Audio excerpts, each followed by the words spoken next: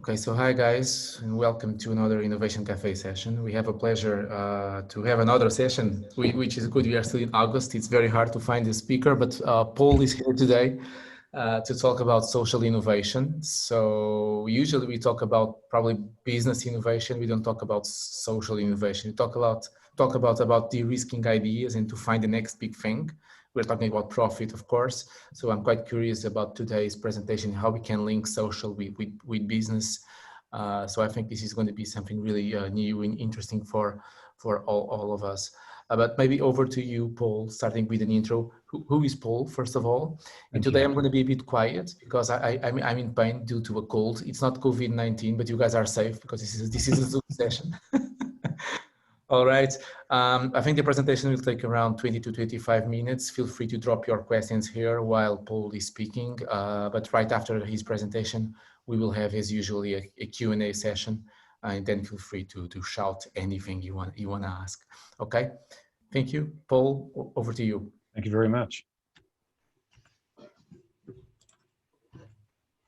So as Hugo alluded to, I'm Paul. I'm the founder of the new P&L, Principles in Leadership and Business. And that's both a podcast series and also a brand purpose consultancy where we sort of work with businesses using the methodology we've developed to help businesses reevaluate their values and their principles and purpose. And then importantly, how they define those and integrate those into the, I guess, operational and commercial arteries of their business.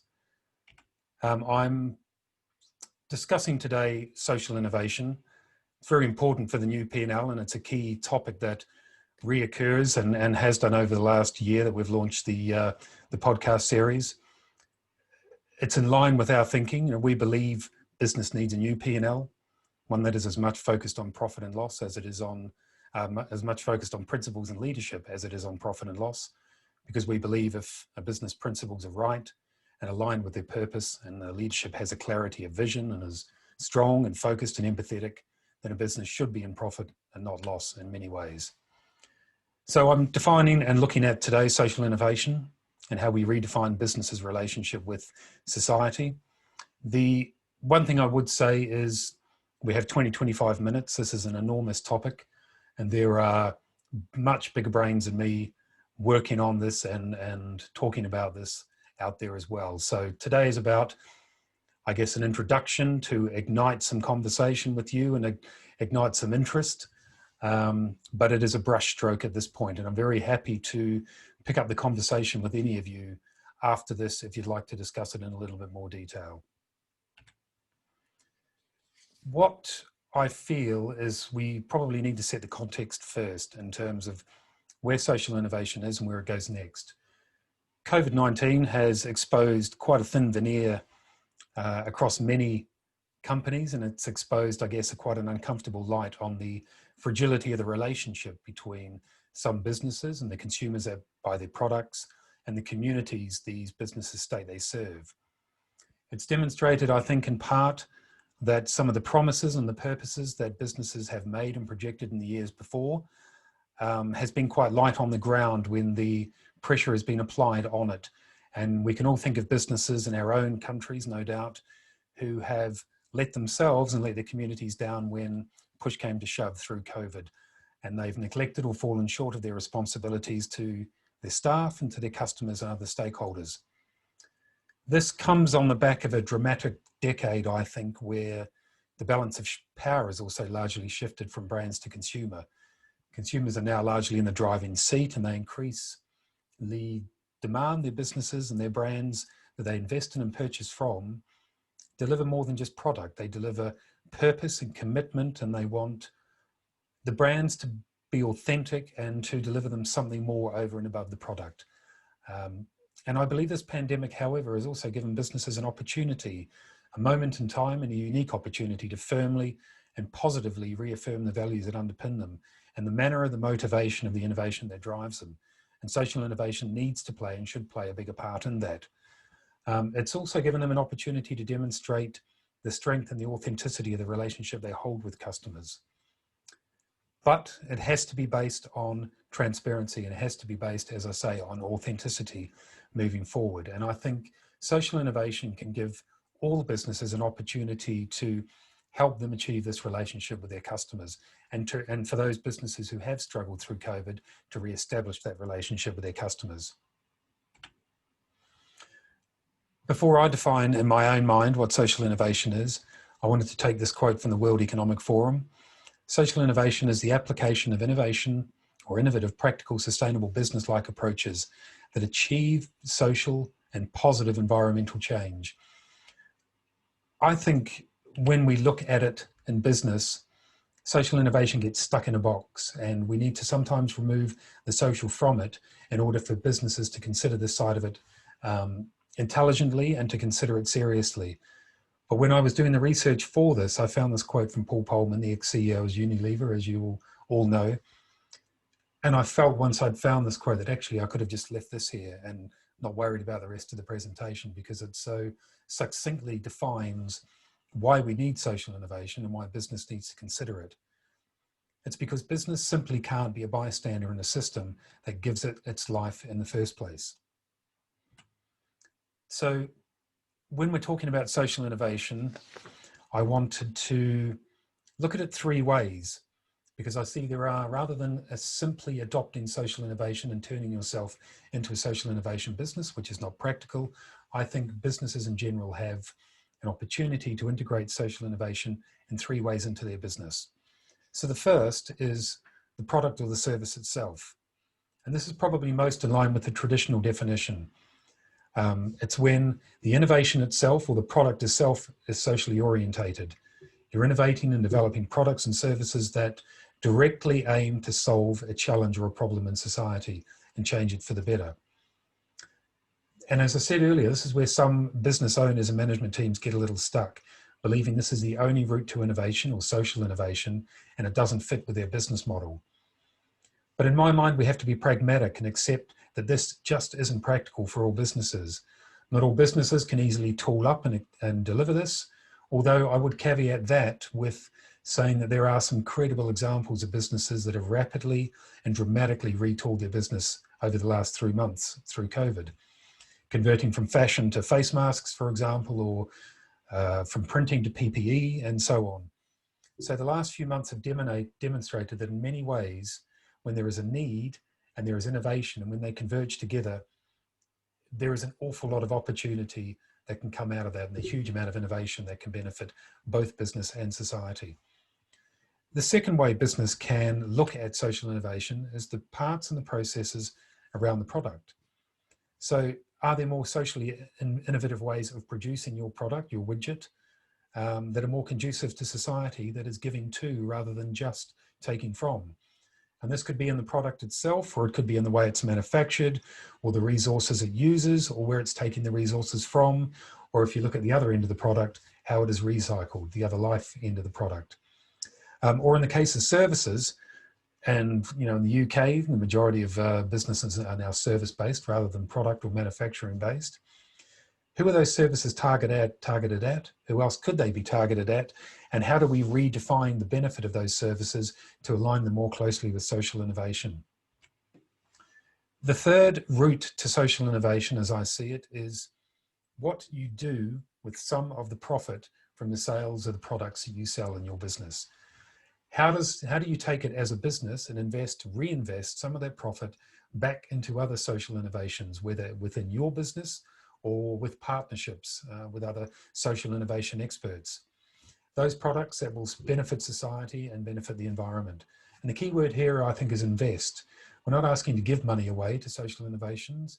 We're asking to invest in the hope of a return, as you would with any other innovation or investment, but innovating this time in social innovation with a core focus. A great brand that I think exemplifies this, I'm a surfer in my spare time, and I'm very familiar and a fan of the Patagonia Outdoors brand. To me, that exemplifies commitment to social innovation. No brand is perfect, clearly, but to me, Patagonia is a great example of a brand that works hard to fulfill all of those three definitions of social innovation. As an example of the first, it set up stores, both physical and retail and online, to sell second-hand and traded-in versions of its clothing that it is sold first-hand. So it's promoting longevity and trying to reduce the fast fashion element of clothing. It works very hard in the sourcing and the resourcing of the constituent parts of the product itself, whether it's organic cotton for its clothing, or it's Ulex natural and renewable rubber for its wetsuits. And then thirdly, it invests some of its profits, both via its 1% for the Planet initiative, which it's been running from, I think, 1985, and a whole range of other environmental and social causes it invests in to try and balance the social value and the commercial value it contributes. I think this is important. I think social innovation is important because we've all collectively contributed in one way or another to the challenges we face in society.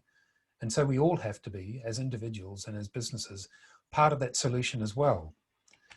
But social innovation, and I think this is a critical point to make at this juncture in the presentation, social innovation does not mean compromising your business.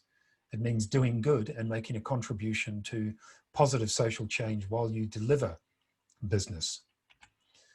And at heart, that is perhaps the dichotomy of the social entrepreneur's mindset. Because for most entrepreneurs, innovation is about creating products, creating opportunities, creating software, hardware, firmware, whatever it happens to be, products, B2B, B2C. You're making something, you're manufacturing, but with a cornerstone of social entrepreneurship and innovation is that innovation could be reducing your overall impact. It could be creating less unnecessary harm as possible. And so for us to be socially aware, social entrepreneur, and to develop social innovation, we need to be thinking about what we can take away as well as what we can develop. So social innovation is not just about solving problems, it's also creating opportunities in that space. And it's not just about making things, it's also about finding ways to reduce things. Any form of leadership or any form of social innovation comes from one of two roots.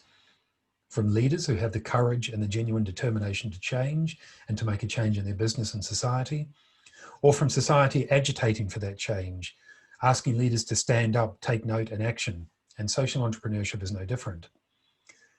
Putting social at the front at some or all, and it's most likely some of your innovation programs, does require authentic and self-aware and courageous and ambitious leadership. And it requires the business community to help address the challenges and create that opportunity in this space. But the beauty of leadership and social innovation is it doesn't need to come from the top of business. It's very helpful if it does, but it can come from every business owner, every part of a management team, and every employee. And we'll touch on that point in a moment. Because social innovation doesn't rely on status, it relies on ambition. So we've looked at leadership, and we need to build a team around that leadership for social innovation. Every team or every social innovation will need a team around it. And that team is increasingly made up of millennials because they are, as statistic in the next slide will show, are an increasing proportion of that workforce. And millennials as consumers are demanding more from business. They're demanding more purpose, more transparency, more trust in return for their loyalty. And those millennial consumers are also millennial employees, and they're asking for the same thing from their employers as they are from their brands. And a multitude of research points to employees, especially but not exclusively millennials, that they want to work for a business who values them, who's committed to their principles and demonstrates them consistently, just doesn't talk about them but walks the talk. So like consumers, and as I say, they're the same people, they want trust and transparency in return for their loyalty. They also want to express their creativity, to be empowered, to collaborate on virtuous as well as valuable projects. And many are also today running side hustles in the broader social innovation or just the entrepreneurial space, independent outlets for their creative ideas that they can't fulfill within their jobs. So this presents an enormous and tremendous opportunity for business to positively harness the millennials' creativity, their enthusiasm, and their value-based ethos to help their employees create an army or a task force or a team, call it what you will, of highly motivated, purpose-driven entrepreneurs, those entrepreneurs within a business. And by encouraging these social entrepreneurs to adopt innovation within the business, you're creating opportunity and space for employees with creativity, innovation, and drive in their veins to explore those ideas and concepts that could, like all innovation, could pay big commercial dividends in many ways for businesses. And employees see things differently to management teams and innovation labs or existing innovation labs. It's a great opportunity to look at social innovation with fresh eyes, with different perspectives, with more diverse perspectives, and someone with that independent analysis to see where opportunity lies for social innovation within the business. The opportunity may already be there, but it's not apparent to you or to the management team or to the CEO or the leadership team because we're often too close to it and we need new eyes and fresh eyes on that. And just to reinforce the statistics I alluded to earlier, 2020, millennials comprise half of the American workforce, and by 2025, the statistics according to Inc.com, they're going to comprise 75% of the global workforce. So all of those points about trust, transparency, the need for creativity, the need for empowerment are just going to keep getting bigger and bigger and bigger, and the calls are going to get louder and louder and louder.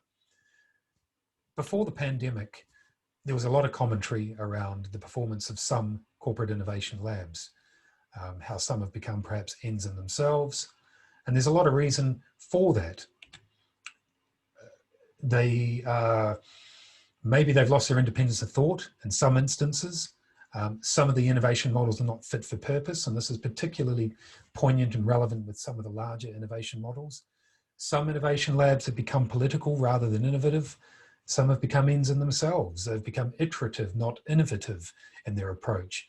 And some have lost direction and purpose. And social innovation could help corporate innovation labs and innovation models to alleviate some of those challenges through reinvigorating purpose, increasing collaboration, reigniting creativity and imagination, improving employee buy-in and belief, decreasing funnel thinking that inevitably comes to any business, any team, any management team, any leadership team over time.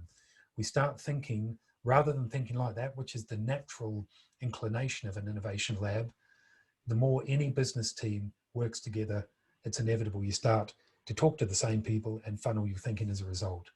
So social innovation and new invigoration could increase critical and independent thinking within that innovation lab. And again, to reiterate the point, I'm not talking about turning the business over to social innovation entirely. I'm talking about looking across the business and looking at where social innovation across those three ways may fit into your business. So where to start? I think the key point to make here is it's not all or nothing. Again, one of the key misunderstandings with some business leaders is you're either in a social innovation business or you're not, but you can't be both. You're either all in or you're all out. And that's simply not true. Every business can move in a small way first into developing socially orientated innovation. And it doesn't matter about the size of your business or the type of your business or where you're currently at in your business. There is an opportunity somewhere in that business to orientate a proportion of it towards social innovation. So we need to make a step in the right direction, all businesses, but we need to make a genuine step and we need to build the commercial and the business case around it. And we need to lead it with authenticity, not PR, as I said earlier.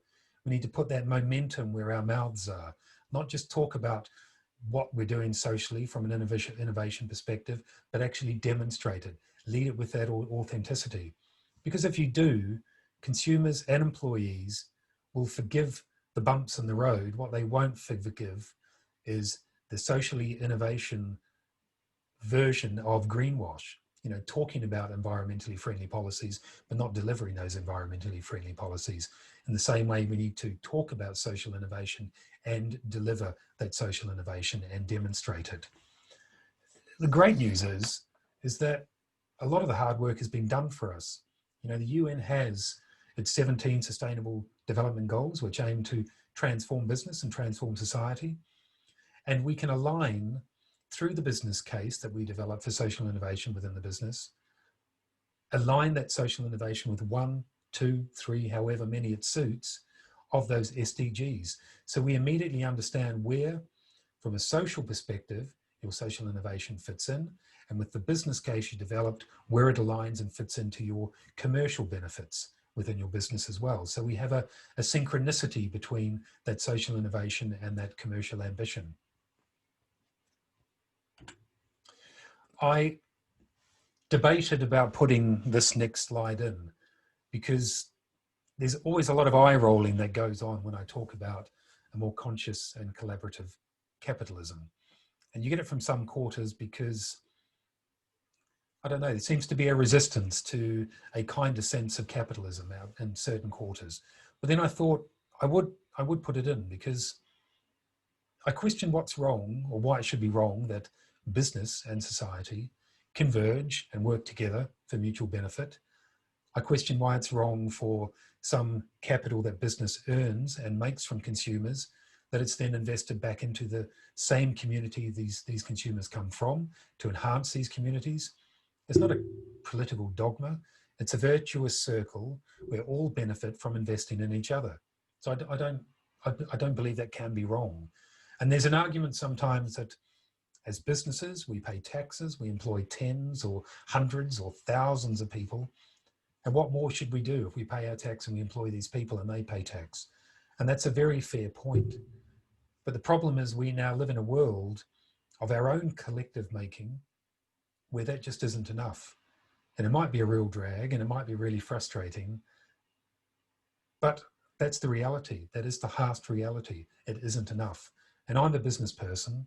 I've run and owned businesses for 30 years. And I believe in capitalism, but I don't believe in capitalism at all costs. I believe in a capitalism where business uses some of its capital and its resources at its disposal compassionately to support the society it originally draws its capital from. And a buoyant, more cohesive, more successful society, surely from a commercial perspective, makes more business sense. And social innovation could be the golden goose in this regard, a way to reconnect society and business for mutual benefit, for profit, for people, and for purpose. So we mustn't see social innovation as a problem to solve or a box to tick. We must see it as an opportunity to grab hold and to transform business to the benefit of both society and business. One question I get quite a lot is, isn't social innovation just CSR, just corporate social responsibility dressed up in a new wrapper with a new suit on or a new dress on? I found this next slide, or the information on this next slide, when preparing for this, and I think it's a great representation of the clear differences between social innovation and CSR. So traditional CSR is brilliant as well, but it's philanthropic intent, money and manpower, social good, contracted service providers. Corporate social innovation is much more aligned with your strategic intent, looking at the commercial value social innovation can bring to your business. It's investing in R&D and corporate assets to bring and to realize that social innovation as a commercial proposition as well. It's bringing employees, as I alluded to earlier, into the development to empower them to utilize their passion and their creativity. And it's built on sustainable social change. So when you look at traditional CSR and you look at social innovation, for me, the clear difference between the two is that social innovation is active. It's embedded and it's ingrained in the business. It's built into the heart, into the culture, into the commercial possibilities and opportunities in business. So it's much more embedded in that business, less about giving and more about action, and action that aligns itself with the strategic intent of the business. So I love this quote, and I've put it in a few presentations over the years. We can't solve the problems by using the same kind of thinking we used when we created them. And as we slowly and hopefully emerge from this pandemic over the next few months and years, we've got some major challenges ahead of us. And there are challenges in business that those in business and politics have not seen the size and scope of before. And we still have an environmental crisis looming on the horizon that's kind of been tucked in the background while we deal with the pandemic. And all of these challenges, from people and businesses and nations with huge debt piles as we come out, to mass unemployment and challenges around taxation, and addressing the many structural and systemic inequalities that persist when it comes to gender and ethnicity and culture, they're all going to require some hugely creative and courageous decision-making to address them. And these creative and courageous decisions will not be solved by using the same fundamental thinking that we used when we created them. But in here lies the opportunity for business, for each of us, and for the business community more generally. There's a real choice for us in business. We can be part of a successful collective future, or we can be part of our history. Individually and collectively, we can lead change and build hugely successful businesses that are commercially successful and socially successful. And it is possible, and it is achievable, and it is also necessary. And a better society is better for business. So we have such tremendous technologies at our fingertips, more information than ever we could have ever hoped for, and an urgency that is needed to make it happen. And I genuinely hope that each of us on the webinar today take one small step tomorrow towards building a better business for a better society. And that is my presentation. And that was very good. Okay, Thank you. very much. I was about to ask what is the difference between CSR but the answer is already here, so I'm not going to ask that. So I will open to you guys are so quiet today. Feel free to unmute and ask any questions. This was really useful. I've learned 80% of the content of this presentation. So thank you very much. Thank you. Thank you. Kevin, we miss you. You want to start? Yeah, I've missed the last couple, haven't I? I've been moving house. I don't think I've got anything formulated at the moment. So if anybody else wants to leap in, I'll maybe nip in a little while when I've had a think. Yeah, so I will help. How well, let's say, developed this area is today in where, because we talk a lot about CSR, and usually the person leading that that team, let's say, and it's not a team, that project, it's the HR director, maybe sometimes, okay, or most of the times, but we don't talk about this topic often. Yeah. What's the problem? What's broken? I think the social innovation business itself, or the social innovation sector, is extremely well developed. There are over 100,000 businesses in the UK, for example, that call themselves social innovation businesses or social enterprises.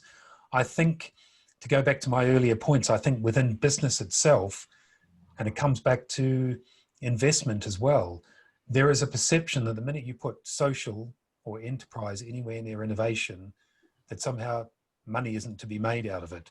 So it's ignored. But in fact, you know, some of the most successful businesses in the world, and again, I look at Patagonia as the example, there is money to be made in social innovation. Again, the same report that I looked at with 100,000 UK businesses, between 50 and 75% of them are making a profit each year. Not all commercial businesses are making a profit each year. You know, we have to get over this mentality in business that social or enterprise doesn't equate profit. It does equate profit. It just determines what you do with that profit, whether you invest it back into the business, whether you invest it into other social enterprises, whether you invest it into other social innovations. So the social doesn't, if there's one thing everyone could take away, is that social innovation doesn't mean not-for-profit innovation. It means that it is socially orientated to help society change in one shape or form, or to help business lower its impact on society, but it doesn't mean not profitable innovation. Yeah, but that's the thing. So usually it's a side project. Let's do this. It's part of the CSR initiative. I'm talking about larger organizations, okay? And I've worked in Ireland as well, so I can actually compare Ireland, UK, in Portugal. In CSR, yes, it's really well developed. But we are talking about side projects. What you are talking about is embedding all of this in the way people think, in the core business. Absolutely. And I think to answer your original question, I think that's where the challenges for us in business, particularly larger corporates, is there may be an innovation director. I don't think there's a social innovation director, and I'm not convinced that all of those innovation directors are looking at social innovation as part, and no one's pretending that this should be all, but as part of the innovation process in that company. how can we innovate from a social perspective as well as a commercial perspective, and how can we bring those two worlds together? Maybe you need to call Alexander Westerwalder and suggest him to add something to the business model canvas. Yes. Or just rename the business model canvas to Social Innovation Business Model Canvas, where there's a space where you can put a post-it or two explaining how we make all of this real or a reality.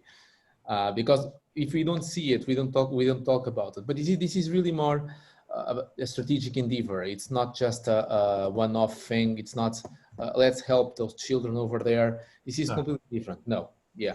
No, and it's embedding it into the business.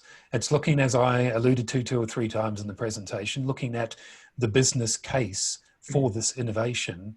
But the innovation just happens to also focus on changing society, benefiting society, but it is still a commercial proposition within a commercial business. And I think, to go back again to your point, perhaps we're at with social innovation where we were at with sustainability and the environment maybe 15 years ago, where there wasn't a dedicated director. Now all major corporations have, or should, and most do, have an environmental director, a sustainability director. There's a question around whether some of those need to be at a higher conversation at the table in those businesses as well. But I think we need to be focusing on how social innovation can be embedded into the business, not tacked on as a philanthropic CSR initiative. Well, hello everyone. First of all, Paul, congratulations on the presentation. Great stuff. I just want to mention a few cases, just 2 points I want to make. The first one is, I think most companies right now are still not evolved enough to give back to the community. They are still in the stage of, let's make it carbon neutral or carbon positive. They're still on an early stage not to damage the environment, instead of giving back to the community and giving back of what they take from it. That's the first point. They're not mature enough. They haven't seen how purpose-driven companies are the future, and the new consumers are looking at those companies for guidance, and they will buy their products more frequently than others. And the second point is that some startups, some companies are already embedding on their business models these good principles. I give the example of Lemonade, the insurance company. Yes. They allow you during the process, the customer journey where you choose your policy, they allow you to funnel a part of the unused premium you pay to a social cause that you choose. Yes. You have a list you can choose. And it might seem small, but in 2019, they managed to give back $600,000. Yes. For them, it was peanuts. But for the customer, it was meaningful. And for these organizations, it's serious money. So Yes. they embedded that in their business model, and it's what distinguishes them from other old school insurance companies. And Absolutely. if I or someone in the Z generation goes for to choose an insurance company for the new motorbike or car or home insurance, they will go for these companies, you know? Yeah, yeah. And I agree on your first point. And sometimes it can seem a big ask to reinvent the innovation model within a business. And that's where there is also opportunities it doesn't always have to be done in the business. It could be done in partnership with a social innovation business, a specialist. I'm a pragmatist, but we all need to take a step forward somehow, some way, large step, small step, whatever it happens to be, within the business, in partnership with the social innovation business. But we have to start, like with Lemonade and like with the environment and sustainability directors, we have to start thinking differently before we start acting differently. And this proposition of social innovation needs to start being built into the business, and being built into the business at the top end of the thinking, around the board directors team and around the management team. Because it will be, whether every business likes it or not, it will be the business of the future, because the end result of business not looking after the environment, not being more sustainable, not being more socially innovative, is you either have a society that can't afford your products, or you have a world that you can't draw resources from. That's the end game for all of this. So it's incumbent upon all of us, and commercially prudent for all businesses to start down the process of looking at how they can invest in social innovation in some shape or form. True, but still, I do believe that most companies are still driven by the amount of dividend that they can give back to their shareholders. Yep. And if they could channel at least a bit of that into social causes, the impact would be tremendous, because they would earn more money from people that look forward to buying products from these companies. Yes. I think there's a shift, the circular economy, things like what we've discussed here before a few sessions ago, Híbrida Birra, a beer maker that takes surplus bread from bakeries and transforms it into beer. Yes. You know, that's an example of circular economy. They'll make their money. They'll be profitable if the model expands, of course, and if the startup is successful. And still, the buyer will see a purpose on that beer. You know, Yeah. It's not a mass market global beer. No, it's something particular to their neighborhood, something Absolutely. specific with a purpose. You know, No, that will drive, I think, consumption for the future. I think COVID-19 will change many things, starting with the way we perceive what is good, what is not good. And the second thing is that there's a new generation walking into the office or to the virtual office nowadays. And these guys that are now 21, 22 years old, they need a purpose. They think about the planet. So they are not all about the profit and the salary. Of course, then they need to pay the bills, and probably they will change the mindset when they get married, etc. But I think that due to COVID, many things are going to change. I think it's still too soon to talk about it. But clearly, it's already affecting our lives, and I think we are rethinking many things. That's the thing. We have time now to rethink. And this is one of the topics we will certainly rethink. We don't want the same type of life, the same type of products and services. We need something better that helps the planet as well, right? And if we consider plastic, there are many documentaries now on TV about plastic and the fact that we are consuming plastic every single day. When you drink water, for instance, people are scared. People can die because of this. And we don't want this. I don't want this. So yeah, but sometimes I think Eloy is right. Companies need a trigger. If it is not mandatory, they don't do it because it's all about profit. You need incentives by some sort regarding from the government. They must have an active part on this. Yep. There's a huge company here in Portugal, previously public company, and they are really big, top 3 in Portugal. And you know, they after the fact, like the year after something happens, a project of theirs that happens, they go and try to fit it in a grant under innovation. And if that project is approved as innovation, they will have an exemption in their taxes. And just by going after this initiative, they managed to save a few million euros a year. If the government does something like this in regards to social responsibility, things will pick up. Of course, that's excusing himself, the government, from taking action, but at least they are promoting action in companies, in the private sector. Agreed. And it has to be, there's a bit of stick and a bit of carrot, but it has to be collaborative. You know, people have to want, or businesses have to want to move towards this, and there needs to be incentives. You're absolutely right. But we also need to demonstrate, like those companies you've cited and like Patagonia's, and there are, you know, look at all those companies in B Corp now that are signing up to B Corp. I think there's 2,500 of them now that are making various commitments to the way they sort resources, the way they run their businesses that are more in line with sustainable, socially orientated principles. And I don't think this is going to change tomorrow. I'm not deluded, but I do think we have to start moving towards it. And I think the pandemic has given us, as Hugo says, an opportunity to think about the world we want when we come out of this. And I think it's awakened in lots of areas, you know, whether right across society in many areas, it's awoken people up to, I think we were drifting, sleepwalking almost for many, many years. And I think the pandemic has woken us up to the fragility of the global environment we inhabit, and the interconnectedness that a virus starting somewhere can shut down everything on the other side of the world. And we have to collectively and individually make some change towards removing the problems we have. And it won't change tomorrow, but nothing will change if no one makes a step forward.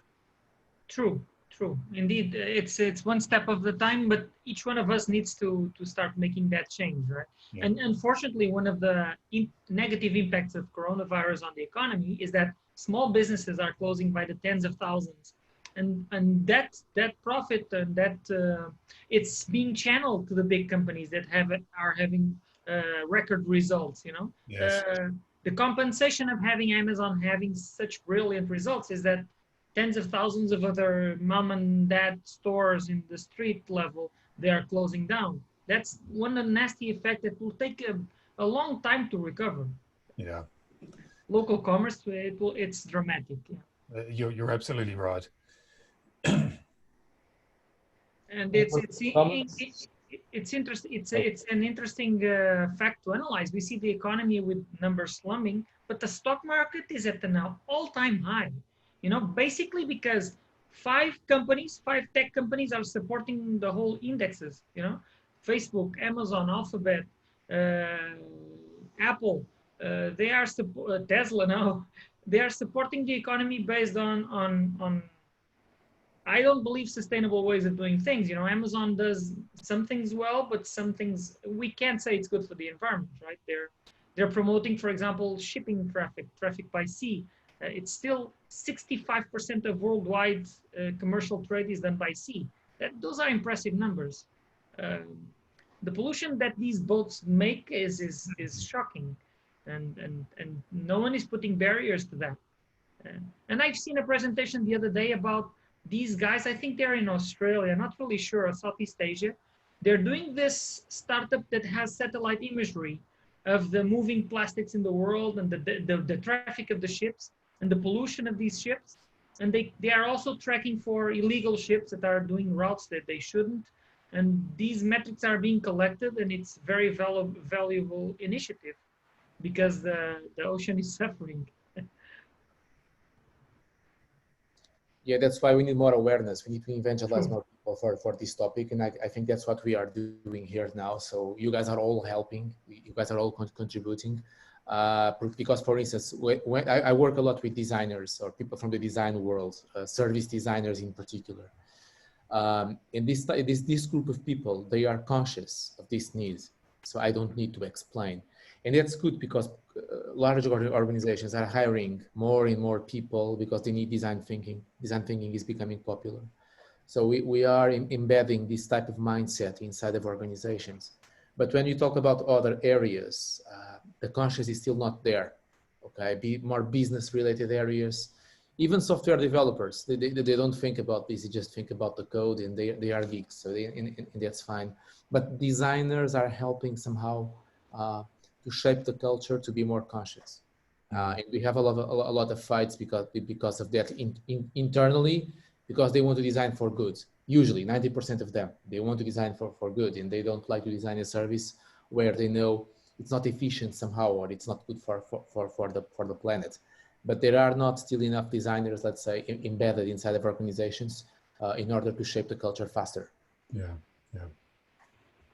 And you have interesting, you mentioned before, a lot of interesting documentaries on Netflix about this topic, about the plastics, but not only. The recent documentary with Zac Efron called Down to Earth, where he travels the earth looking for interesting spots where they are doing good efforts about sustainable way of living and about wellness.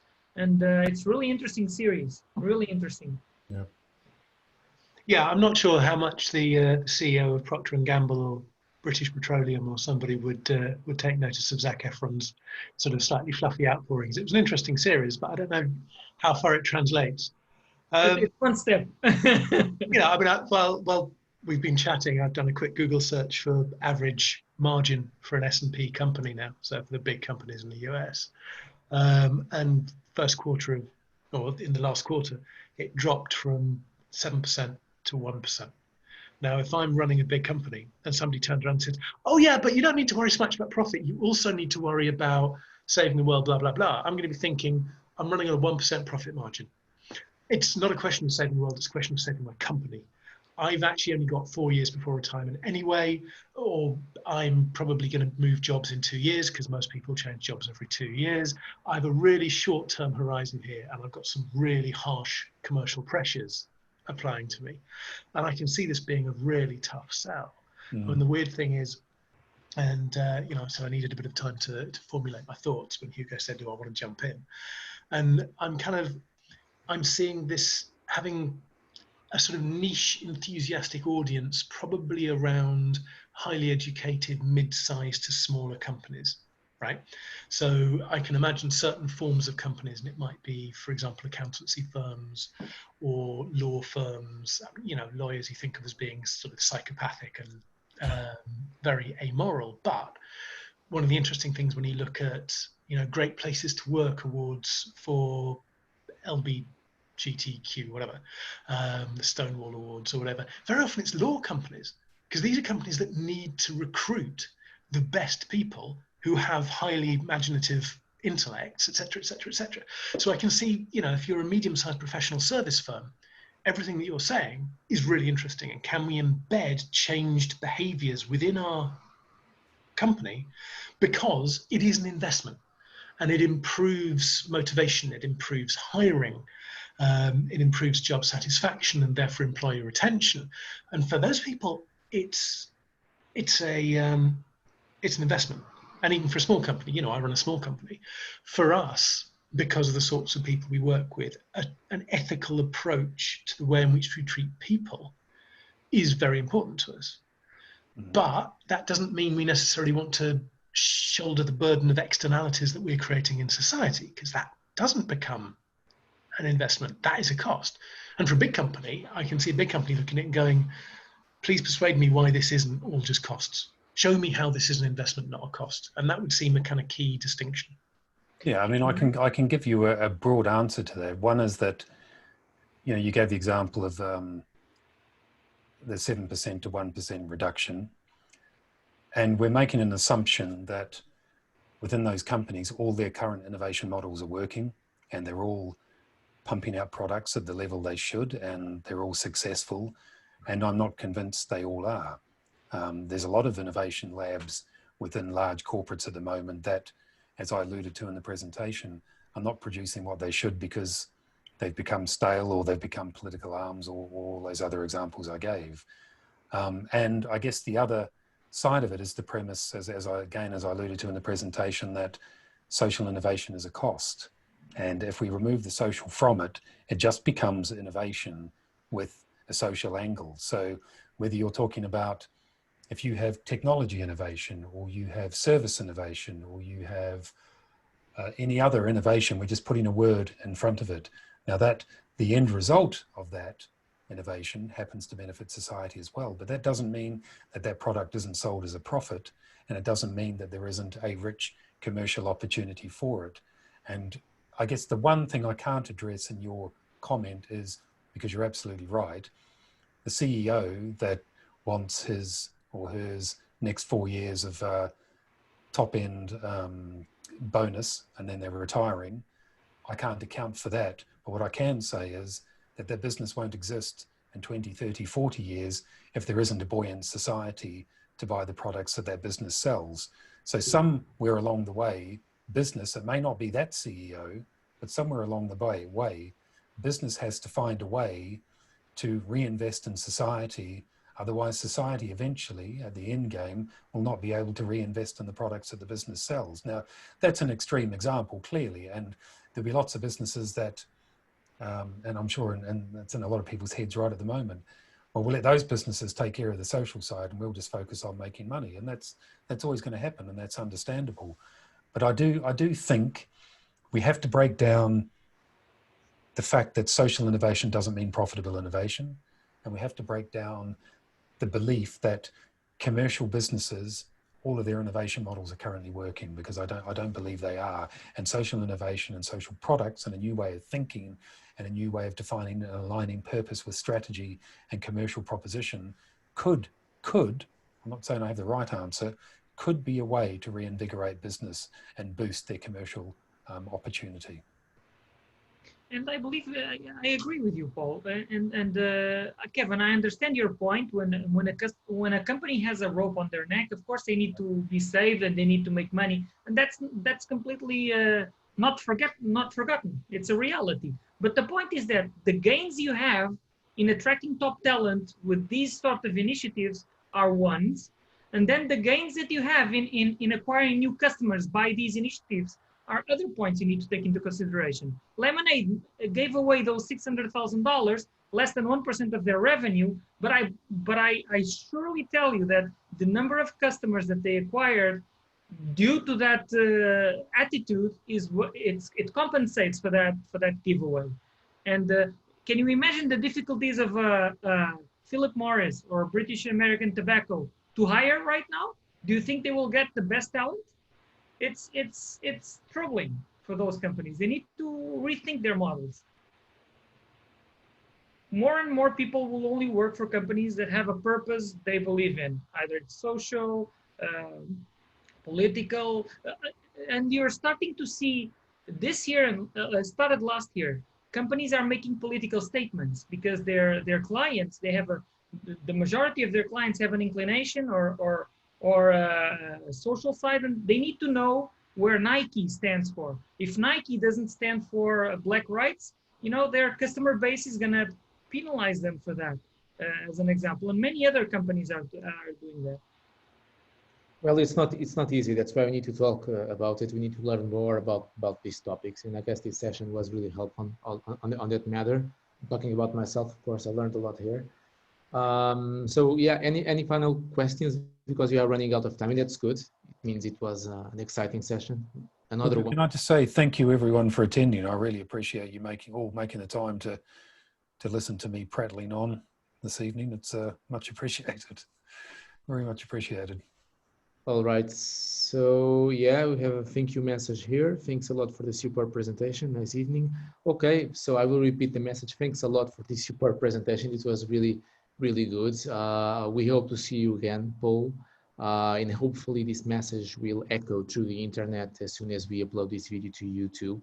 And it will promote the good message that we have here. When we talk about innovation, you need to talk about the social impact. We need to talk about how to help each other, how to help the planet, because we need to be conscious that we cannot behave the same way we were behaving before COVID-19. This is what I think. So hopefully the virus was the game changer or the burning platform to change the way we think and the way we act. Thank you, Paul, and thank you all for attending, okay? Thank you very much. All the best. Thank you very much. All the best. Bye-bye. See you later.